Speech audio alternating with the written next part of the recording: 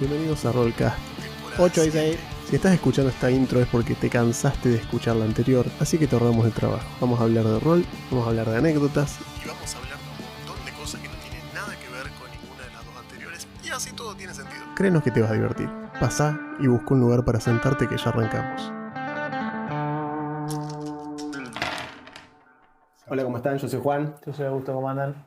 Tenemos hoy una entrevista específica con Scott Fitzgerald, que es el autor de Core20 o Core20, como le vamos a decir probablemente nosotros. Así que no vamos a dar demasiado preámbulo, va a estar subtitulado, como normalmente hacemos. No se preocupen. Y bueno, nada. Scott, welcome now. Sorry for all the technical mumbo jumbo. No worries. So, we've been actually kind of in awe of how little, let's say, I don't want to say like coverage, but how little buzz the actual project got. I really thought it will be like massive by now. And I've been looking for, for several other media outlets that were covering it. And I deemed it so important for the history of the D20 system that finding almost no one talking about it kind of shook me. It's a project that has been on the works for what now? 2 years officially, but according to your blog, like 14. Yes, right? Yeah, I mean, it's had a very long birth process, I guess you would say. Yeah. I mean, I'm not that worried about the buzz, as you say. I mean, there's lots of other great games out there. It's been a slow process kind of getting here. I'm much more interested in getting the game in front of people who are interested in it, Yeah. getting them to have a good solid look at it. Lots of people are looking at it, lots of people playing it right now. All right. I'm getting wonderful feedback from folks, which is really what I wanted to do at this point. Yeah. This definitely wasn't, at some point, the next stage will be figuring out what to do with the game in terms of a crowdfunding campaign, in terms of putting it together with a proper presentation. Right now, I just wanted to focus on just talking to folks who are playing the game and having fun, and talking to folks like yourselves who are interested in talking more about it and helping me to get the word out. So it's all been great. I mean, I wasn't trying to come across as, you should be doing more, but it got my attention that it wasn't the case. Yeah, I mean that the actual playtest is like so comprehensive. It's it's kind of massive. You would think that, and it's all it's free. I mean, it's easily available if you know where to look. So I would think, I'm with Juan in this one. It's like you would think that it would get a little more, coverage, more traction. Yeah. It's basically that. But it's just our appreciation on the topic is like nothing. I mean, and for many people that maybe don't know who you are, I think that has our impression on the subject has much to do with your pedigree, because you are not a new face on the blog. Yeah, you've been here for a while now. So if you can, like a short rundown of your, a short page. Yeah. I've been working in RPGs and working on Dungeons and Dragons specifically since 2004. Yeah. So just 20 years now, pretty much, just over 20 years. I think the first project I started was you were writing in 3.5, 3.0. 3.5 is when I started. I read cool. 3.0. Yeah. I started freelancing during 3.5. I think not long after 3.5 launched, like maybe 6 or 8 months, if I remember correctly. So I worked on a lot of 3.5 stuff. I've been freelancing most of the time that I've been working in RPG since 2004. I've been freelancing for Wizards of the Coast. Okay. I've never worked for Wizards of the Coast. I've never worked at the office. But I've worked on more books than many people who work at Wizards of the Coast. I've certainly worked on D&D longer than many people who are at Wizards of the Coast right now. Yeah. I've been so incredibly fortunate, so incredibly lucky to have been able to do that. So I worked on 3.5 for Wizards of the Coast. I worked on a lot of 4th edition for Wizards of the Coast. I worked on the D&D Next playtest,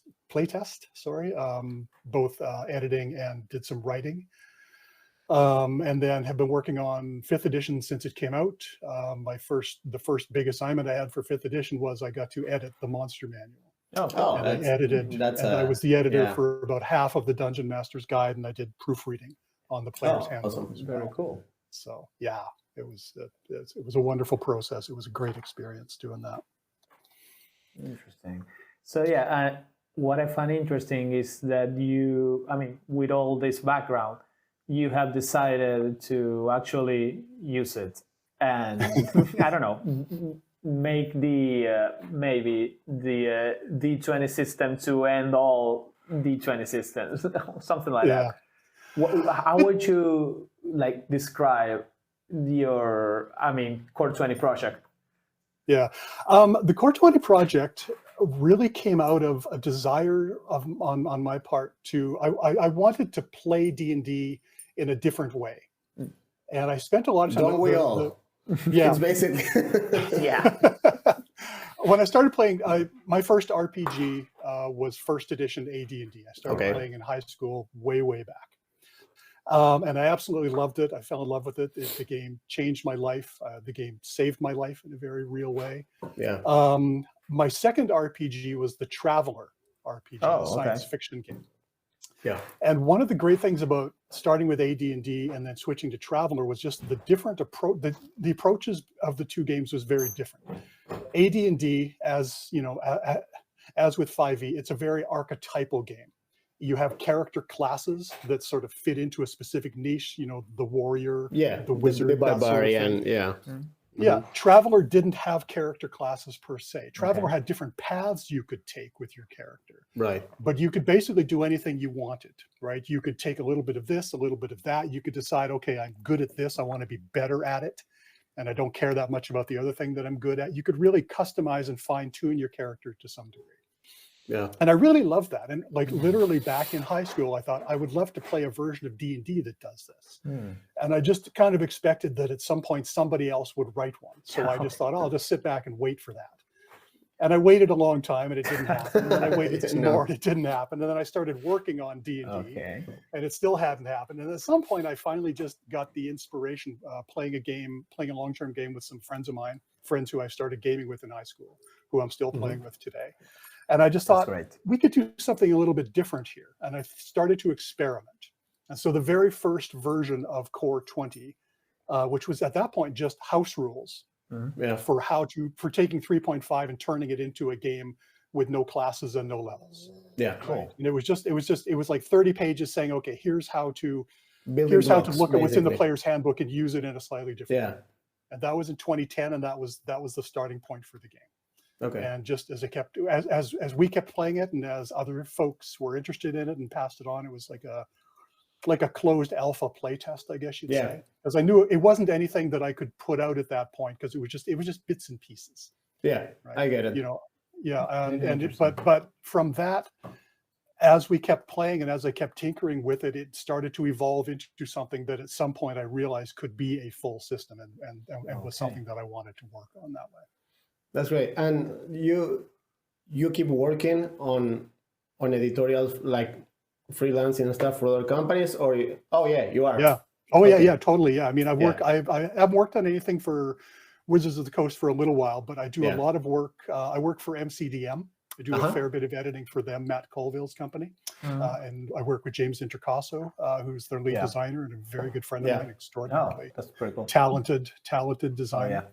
I do a lot of work with Mike Shea, who you may know as Sly Flourish. Yes, I know him. Does a lot of blogging, has a very popular the one that does YouTube the channel, Lazy DM, right?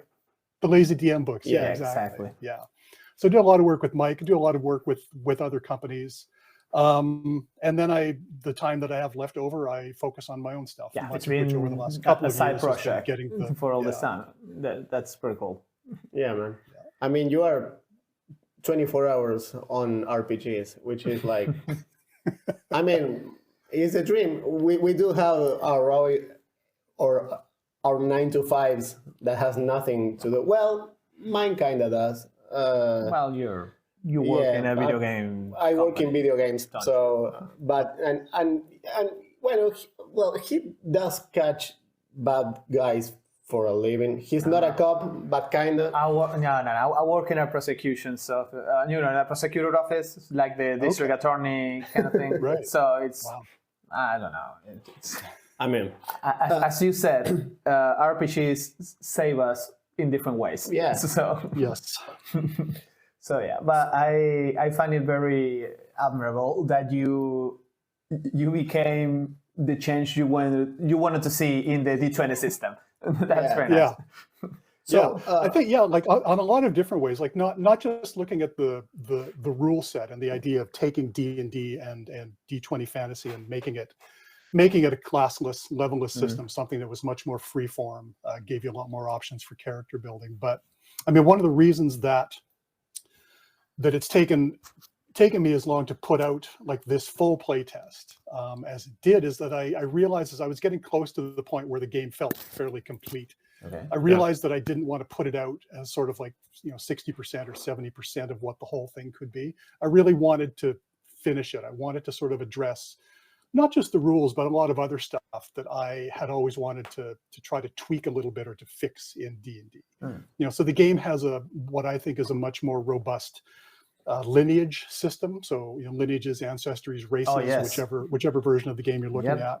And that was something that I'd thought about for a long time. That's something that I've been getting fairly passionate about in terms of the work I do for other people, is kind of trying to make the game recognize its colonialist roots and to try to move away from that as much as possible. That's a really needed change, I think. Yeah, I mean, I'm certainly not the person to be leading that. Charge, I know. It's whatever I can do to help. We try to make a change. Yeah, it is like that. Yeah. So, what pieces will you recognize? I mean, we can tell you the same, but why would I be guessing if I can asking you directly? What pieces of other systems do you see yourself pouring into Core20? There's lots of different things. Lots of besides D&D, I mean. There's lots of inspiration from other games and other systems. There's a lot of stuff in the game that comes from just sort of variant D&D rules that have cropped up from time to time. Yeah. One of the things the game uses is a lot of opposed roles. So you don't, just as an example, you don't have a static armor class in the game. You have a defense modifier. Interesting. Right. So on one side you make a defense roll. You roll a D20, add your modifier. On the other side you make an attack roll. But that's not a new thing. That was an optional rule back in 3rd edition. Yeah, it was either in the 3E or the 3.0 or the 3.5 Dungeon Master's Guide. Absolutely. But and that's something that I'd always liked, and I'd experimented with it before. And as Core20 kind of came together, I realized that was a better fit for the system and the things I wanted to do with it. Banes and boons are a big part of the game. Which I borrowed from Robert Schwab's Shadow of the Demon Lord. Yeah, it's like a big system fan. of mine. He's a big fan. Yeah. Excellent. I actually asked for Rob's generous permission to do that, and he was fine with it. Yeah, which was very. If I may interject, I found that very interesting that you didn't restrict the Banes and boons to the 6s. Right. So that was something interesting. Yeah, that was partly inspired by something that 5th edition D&D did, which is 5th edition kind of works with Banes and boons, but they never did it in a formal way. Exactly. So many effects and so many advantages and disadvantages. It's a advantage system. Disadvantage is one thing, but if you look in the 5e stuff, if you look at the bless spell, if you look at the Bard's Bardic Inspiration. Guidance, there are so many different things where it's like take a D6 or take a D8 and roll that and add it to your D20. So 5e kind of almost set itself up to use boons and banes in a useful way, but then they decided just to not call it Yeah. boons and banes. It was just like each little thing is its own little subsystem. Mm-hmm. Right. But I really liked that idea. I liked it much better than having bonuses, because I find it, for me, at least as a player, trying to remember bonuses is very difficult. But if Yeah. I can take a D4 and a D6 and put them next to my D20, I will remember to roll them every single For sure. Of course. And it's less math, less head math to actually do once you're telling people to roll. And the opposing role rules. Sorry, I think it's maybe the most appealing approach to D20 systems, and the reason why, for us at least, is that we played 5th edition for I don't know, straight 7 years. I don't know. Yeah. Eventually, we had enough. It's like, okay, we're done. We're just, So we have a background of playing, 3.5 and Pathfinder First Edition or whatever. So after 100 episodes of the podcast about 5th edition, we had enough. So we didn't want to play anymore. We didn't want to talk about it anymore. We felt that the product was drifting away from what we loved or we used to love. So instead of bashing it, we just, took a little detour, Drifted away. and that's it. That's nice, yeah. Yeah, and we went head on Pathfinder 2. It's a fun new system. It's a bunch of things to experience, stuff like that. Well, we tried to keep playing Starfinder, which is PF1, but in space. And then you quickly realize that it's 3.5 or 3.75. Yeah. And it's a pain in the ass to actually run it today. You have to remember a bunch of bonuses, explain the system from scratch to someone new to TTRPGs. Yeah. It's awful. Especially after playing Pathfinder 2nd edition, which I know we're here to talk about Core20, but I must say that the free action system is really cool. So it's like a neat idea. So once you go down that route, it's hard. Going back, it's to standard bonus free reactions. The thing is that we clashed with the D20 success or do nothing for the rest of the turn for a really long time. Yeah, that was the point. It's and it's completely frustrating. My brother and Augusto tends to really have really bad luck when rolling. Yeah, my rolls suck. So it's like, okay, your go, rolls at 2. Okay, I'm done. Okay, that's go. my turn. Yeah. That's it. It's that's like a. So when we introduced our audience to Core20 in the Discord server, people were really excited about that. About not having to hit a brick wall that is a D20 versus or bust. Yeah. Because it not only incorporates the opposed rolls for things like attacking, but it also has this degrees of success, table, incorporate it, which I found it's really interesting. Both things at the same time, they play with each other. It's interesting. Yeah. It was something that, that was honestly one of the last parts of the system to come together. And it grew out of the way that I've always handled skill checks. And this is not a new thing. Lots of DMs running D&D do sort of like an ad hoc sliding scale of success for skill checks, because that's pretty straightforward, right? So I wrote that up first. And then as I wrote it up and as I actually codified and came up with sort of some guidelines, I realized this could actually work really well for attack rolls and for saving throws as well. And I thought, what would that look like and what would it feel like? And the thing that I was most surprised about, the thing that I'm most delighted about, is not just that it makes the game a little bit more interesting from the player's perspective, because you're not dealing with that, okay, I've tanked this roll, I now need to just sit back and do nothing until my turn comes around again. Because in a big game with a lot of people, especially like in a complicated battle, it can take a long time for your turn to come back. Yeah. And then if you do that a second time again, you're like, okay, now I'm, you know, and it gets pretty tedious. Yeah. And it wasn't just that though, that made things interesting, because you got much more of a chance of doing something, even if it's not the thing you wanted to do. It was the idea of giving the players the opportunity to say, okay, you've scored a hit, but your hit has a complication. You tell me as the GM what that means. Right. What do you want? You know, how does that look in your head, thinking about yourself in this particular situation, right? And it's fun because, I mean, for a lot of players, they just like the basic options, and there are basic options you can always fall back on. The one that is really easy to use, especially if you're playing a martial-focused character, is if you get a hit with a complication in combat, then your complication is, I'm just going to deal half damage to him. Yeah. Right. I didn't get a full hit, but I'm going to wear this guy down. At least you did something, right? It's like, yeah, exactly. Yeah. But it's interesting when you get into other options, like one that comes up a lot in my games is if somebody's attacking and they know that their ally's coming in right after them, they're going to say, I hit this guy, but I don't do any damage, but I knock him off balance a little bit. That's great. So that when my partner comes in on the next round, they're going to have a benefit to their attack. Their attack is easier because I helped set them up. Yeah, that actually reminds me of, you know, the degrees of success in PBTA games. It's like the PBTA games that have combat, the usually is you either do damage or like impose a condition or a debuff or kind you of thing. put the enemy somewhere you want, or you know you leave him like stumbling. And that makes for interesting choices, as you say. Yeah, absolutely. Yeah. I mean, I like the PBTA approach, definitely.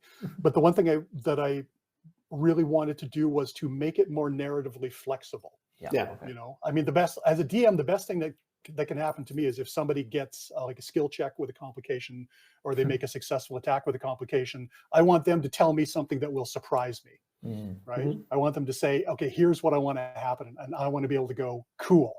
Right? Because I wouldn't have thought about that myself, right? I wouldn't have thought that was going to be part of the fight. And I like the way that the system as it's set up now can turn die rolls into a little bit more of narrative. Because one of the problems with D&D, you know, because D&D is a combat-focused game, the way that most people play it, right? Absolutely is.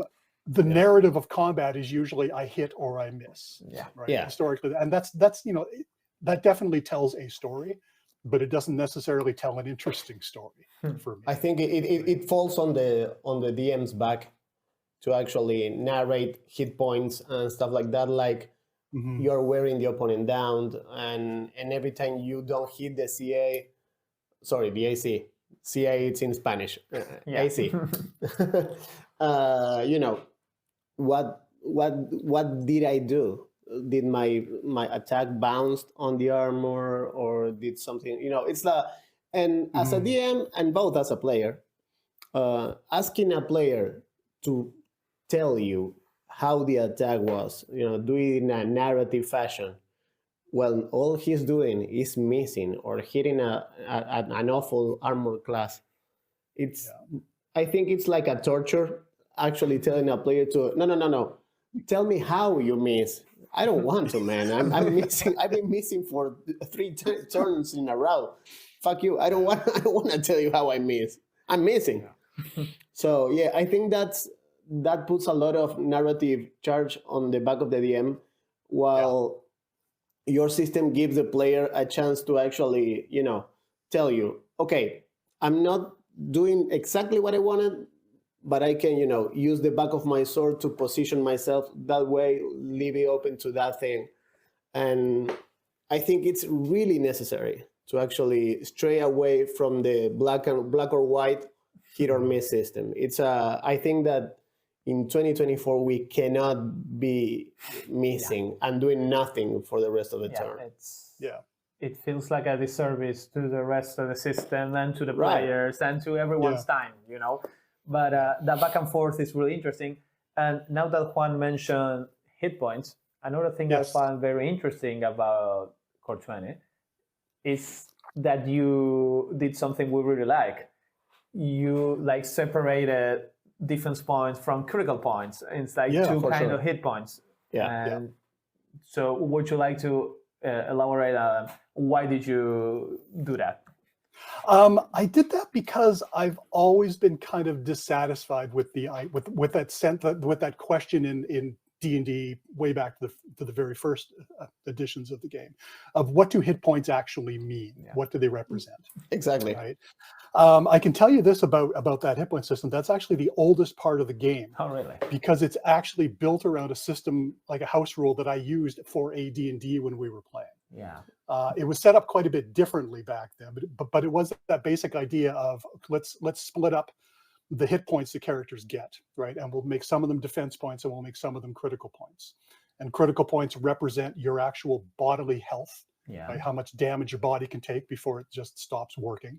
And defense points are your ability to get out of the way of an attack that would have taken your critical points down, right? So it wears at you, wears you down, you know, like a touch wound, a flesh wound, right? It slows you down a little bit, makes you less robust. At some point, it will catch up to you. Yeah. But it doesn't represent the actual physical, like the hard physical damage. Exactly.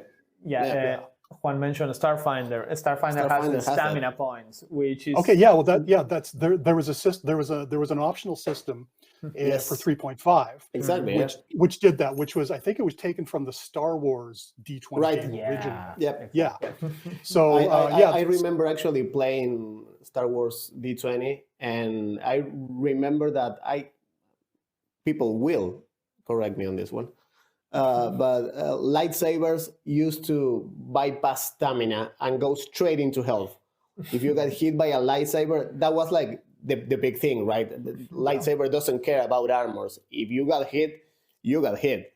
And you are stabbed with a lightsaber that goes straight to your constitution points, which was a bummer back then. It really hurts. Yeah, it hurts. Yeah. It's interesting. I mean, it's a fun system to use just because I mean, to me, it feels more realistic. And I know that it's strange to talk about realistic in a fantasy game. We know. No. But you know, we always say you have reality and realism, and they're not the same.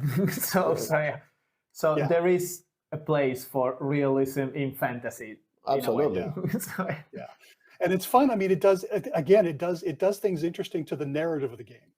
Right, because like a character who knows they've got a certain number of hit points, they've got so many critical points and so many defense points. Yeah. The first time they take a critical hit in combat, right, it changes the tone of the fight. Oh yeah. Because you're like, okay, I am now more vulnerable than I was a second ago. And it works the same in the other direction. The first time a monster gets crit by somebody, okay, we've now got an edge on this guy. We've got a leg up. Right, we are doing better than we were just a second before. Right. Sometimes it can make combat swingy in some ways. I was running a playtest just a few weeks ago, and I crit 4 times in the first 2 rounds. Oh, come on. And as a result, the fight did not go well for the players. And that's something else that I also like, the idea that running away from a fight, fleeing a fight, should always be an option, and that's something that D&D has kind of lost over the years. Back in AD&D, that was a standard thing. You understood that it was possible to end up in a fight with a foe that would absolutely tank you. And in that event, you were like, we can't do this. We got to go. And over editions, that kind of got worn away a little bit. Yeah, I don't want to open a can of worms over that, but I think it's kind of a video gaming mentality that crept into some aspects of D&D. Maybe it's like if we're encountering this, I mean, from the player's perspective, if we are encountering this, it's because we should be able to, unless it's a scripted death, which is another funny term that walked in. Oh, we're supposed to lose this. No, you must flee. Which is not the same. You don't stay at level 1 and take a punch from a dragon. You get out of there. Don't stay. It's like, I mean, I think that today DMs are expected to actually tell these kind of things beforehand, like saying, look, this game will be deadly. You will encounter things that you will not be able to beat. So if you think you are over your head, run. And the core system of D&D at least doesn't do that. It basically tells you that encounters are for being fought. because this game is 50% fighting. So fight. And to be fair, killing a character in 5e, it's nearly impossible. You can't kill them. It's like they're immortal. So it's tricky, I think it's definitely an evolution. Like one of the big changes between first and second edition AD&D and third edition was the first edition to come up with the idea of like challenge ratings and encounter levels. And the idea that there should be some math that you can apply that says, okay, if I do so many monsters of this CR against this many characters of such and such a level, right, then this will be a balanced encounter. And prior to that, there was no such thing as balanced encounters. You kind of sometimes a fight was easy, sometimes a fight was hard, sometimes a fight was deadly, right? And I think with the idea of starting in third edition, continuing in fourth edition, and definitely in 5e, with the idea that it should be possible to come up with this sense of whether an encounter is easy or moderate or hard or deadly, right? It feels like there shouldn't be any excuse to have to make a narrative choice about what to do in a fight, whether you want to leave a fight early, right? Or whether a fight is going to turn deadly because of circumstances. Right? What's going on around you on the battlefield might make you less or more effective than you expect it to be. I think that also goes with the loss of mechanics, like the reaction roll, the good old reaction roll. It's like, are we going to fight this, I don't know, group of goblins? Or maybe they want to talk, they want to parlay, they want to, trade, maybe they're scared of us, maybe, I don't know.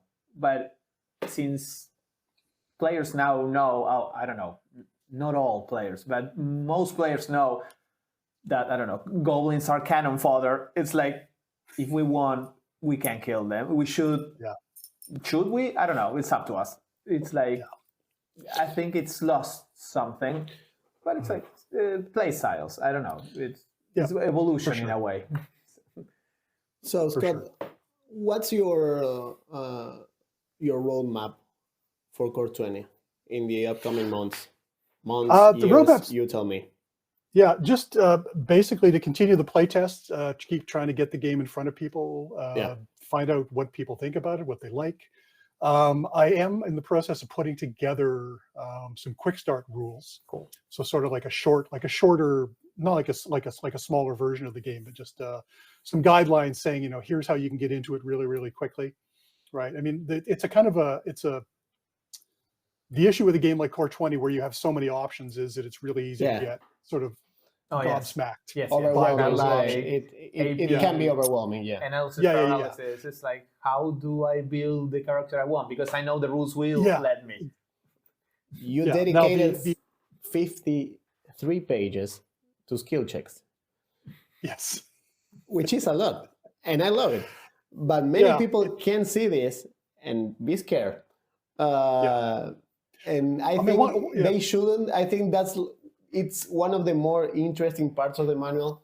But I think that at this point, we see books and manuals and, player guides as a fantastic new discovery. And we tend to look at them with awe, like the waiting to be surprised, which is a thing that we are grateful for doing in the podcast, right? Yeah. Right now we are finishing indie month. We did like an entire month of just indie systems, 1-page rule, booklets, fanzines, like little books. And there's so many good ideas. There's so many RPGs coming out every week, every month. So watching you actually go and do Core20 in this nitpicky, really, really deep way. Sorry, it's a methodical, I would say. It's really, really methodical, and I think that it's an old school approach to the newer school of design, which is keep it as simple as possible. Yeah, I think like one of the things for me that I've always found about games is that what makes an RPG manual or a core book work a lot of the time is examples. And I can tell you from having worked as an editor for a long time, one of the first things that gets cut from a book, if a book needs extra space, like if you suddenly, like if you have the manuscript of the book, and the manuscript is 300 pages, and you realize your book has to be 256 pages, so you have to decide what you're going to cut, and that's pretty standard for most publishing. Right. But in RPGs, one of the first things that gets cut is the examples. And I think if you look at a lot of different RPG manuals, 5e, Pathfinder, whatever, there are always sections where you're reading it and you think, I think I know what this is about. I'm pretty sure, but if they included an example, that might have made it much clearer. So Core20 is a chunky book, for sure, the player's guide. But part of the reason for that is that it's got a lot of examples in it. Because I think that's an important way to explain how the game works. Right? Yeah. But you also, I mean, when you were mentioning the the plethora of options and the need to like speed play along if you wanted to try it, you have actually included like some like packages, feed packages, and fast start options. They're there. That's kind of cool. Yeah. The building your character chapter is intentionally set up with 3 different approaches. And the first 2 approaches are the ones that anybody who's new to the system, which is everybody right now, should absolutely check out, right? One is the idea that there's nothing, even though this is a system where you can build any kind of character you want. There's absolutely nothing wrong with just jumping on one of those traditional archetypal roles, So there's the warrior, which is the fighter. Right? Exactly. Yeah. Right. So you got all the iconic builds. So you can just basically pick one up and start playing right away if you want to. But you can also do something that you can't do if you're starting playing 5e or Pathfinder generally with a sort of like a standard character class, which is you can look at that and you can say, okay, I've got my iconic builds, I've got my 20 starting feats, right? That I'm going to take, but I don't really want these 2. So I'm going to take those off, and I'm going to decide I want to do something completely unconventional for this. That's great. Amazing. That's great. So it's something that we really appreciate, actually. It's a fun process either way. One of the things I'm thinking about doing in the quick start rules is taking the kits that you can put together to build a character. So you can say, I'm going to take this weapon kit, I'm going to take this armor and defense kit, I'm going to take this skill kit, the packages that you can put together. And actually turn that into like a kind of like a card game. So you've got each of those packages sitting on the table, and like you can sit around and say, okay, we're going to start this game, but you don't have your character yet. You're going to build your character as we play. That's right, cool. and run through a starter adventure. So that you can say, okay, like the first thing that happens is the social encounter. And so one player is going to say, I think I want my character to be really good at investigation because I want to know whether this person is lying to us or not. So they grab that package, and that's the starting point for their character. That's great. Yeah. I think that would be a lot of fun. That's been something I've been thinking about for a while. I think that's really cool. We were playing a game that it's called Mission Impossible. Paw as in paw print. An animal paw. Oh yeah. And it's about 3 raccoons in a trench coat trying to save the world, which it's a quirky indie game, but it has one idea, which is if you can decide on one of the items for your class, pick it at the right time. Like, when would you wish you had that item? And from that point on, that's your item. And I think it's for many new players, the amount of options, it's overwhelming, and sometimes picking, it's really, really hard. So having them to actually go through the motions to actually become who they are supposed to be, it's a great idea. I love it. Yeah. Cool. Yeah, I used to actually, when I was playing 3.5, I used to do that sometimes for players who were having trouble with their skills, because choosing skills in 3.5 was a very long. It's daunting. Process, it's daunting. Yeah, and I used to just say, don't worry about it. Just wait till something happens in the adventure and decide whether you suddenly want to. Like, you need to jump a pit. Okay, I think I'm going to take jump. That's a great idea. So from that point on, this is what I'm good at. Right? Yeah. But you don't need to decide those things ahead of time. Yeah. No. Absolutely. I like the mention of skills. I like the compromise you decided on, making the skill groups. That's kind of interesting. Yeah, that was lifted pretty much directly from from looking at third edition and looking at fourth edition and kind of combining them, right? Because third edition had this huge list of skills, which was very complicated. It was. Fourth edition had this short list of skills. It was very simple, but also felt a little bit too generic a lot of times. Yes. You know, so the idea of having the skill groups so that if you want to just focus on a bunch of stuff, that's what you focus on. But individual skills within the group so that if you want to focus on specific things, you can focus on those too. Part of what goes into the game, and like it's in the skill setup, it's in the feat setup in general, but the idea that I would love for Core20 to be a game where two different people can sit down and play it. One who's just, I'm not really into game stuff. I don't want to spend a lot of time thinking. I would like a lot of just nice, simple options. Yeah. Right. And the other person is, I love complicated stuff. I love want to read crunching. through this whole book. Yeah. I love crunch. Yeah. And I want them both to have exactly the same amount of fun. That's great. Right. And that's, you know, you can really build, feasible. you can build straightforward, simple characters in Core20. They're every bit just as powerful as a character that somebody has meticulously tried to fine tune with you know, different, you know, esoteric feats and stuff. Right? Yeah. And I like that idea because that's something that class-based games don't do as well. Like, you know, like in D&D, for example, the adage used to be, or the advice used to be, if you want to play somebody simple, you know, play a fighter, right? You know, start with a fighter, you know, start with a rogue, that sort of thing, and that was good. But even that in 5th edition is not as simple as it used to be, right? Because even if you start from the perspective of saying, I'm going to play a fighter, then you're like, okay, which subclass am I going to take? Exactly. Right. Right. And that, you know, that in and of itself becomes another An issue. Yeah. Yeah. Another decision to be made. Right? Yeah, for sure. Scott, we don't want to take any more of your time. We've been You have talking been for extremely generous. yeah. We're very happy. yapping Thank for you. like 45 minutes. So we will publish your. I mean, we are publishing your links everywhere in your Discord and on our channel. We're happy to talk about your system. We were waiting for this talk to actually launch a campaign in our Discord for Yeah, you know, our we're gonna community. help Lovely. you playtest it. Yeah, So and that's awesome. one of our ideas is basically this: getting them to actually, you know, play and give you feedback. Give Absolutely, us feedback, and we can, you know, compile it and send it your way. That would be great. Yeah. Again, man, thank you and congratulations for a really, really good system. We keep actually it up. think it's amazing. And we're Well, gonna thank you. It's be very kind.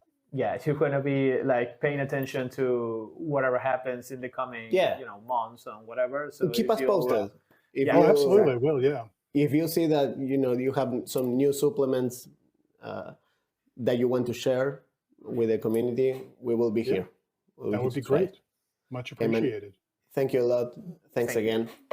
Thank you. Catch you next time. Okay, You bet. bye bye. Take care. Thank you. Bye bye. Bye.